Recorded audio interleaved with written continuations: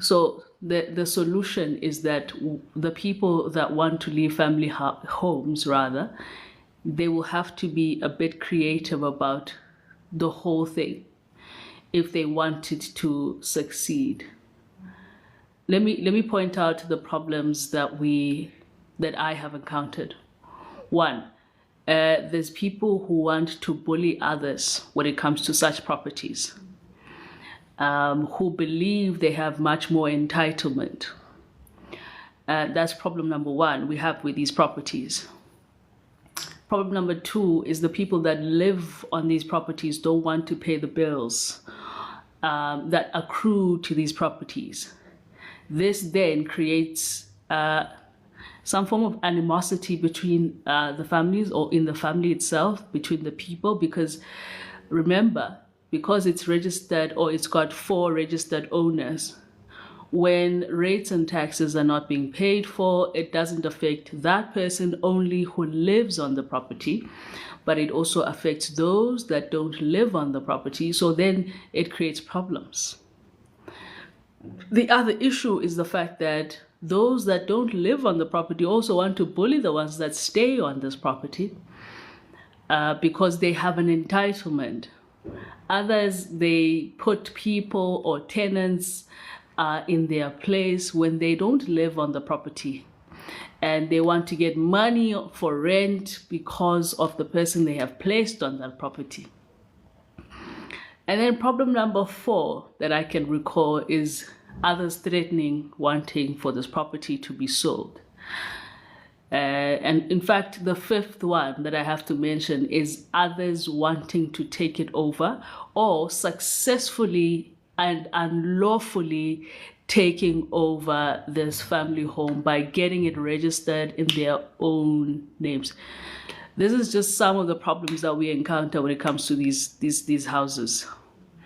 And biggest issue why these problems continue to occur, number one, the people who leave behind these family homes, I don't think they really delve deeper into having a discussion with the people they are leaving behind about exactly what they envision for that property. That's problem number one.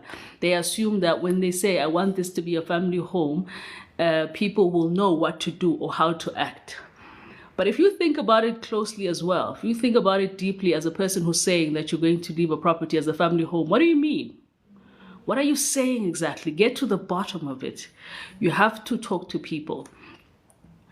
And a lot of people don't do that. They just say, we want a family home, and they live it like that. Biggest problem.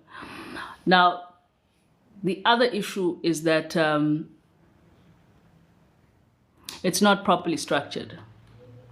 Once I always say this, and I'll repeat it again. Once you leave things in people's names, you leave it in my name and in my sister's name and in my brother's name, you cannot control people. Once it is in our name, we have full control of what happens to that property. Whatever you had desired then is what goes out the window, because it now calls my name. It has my name on it. You cannot dictate to me beyond your grave. You're not alive. You're not even here for that matter.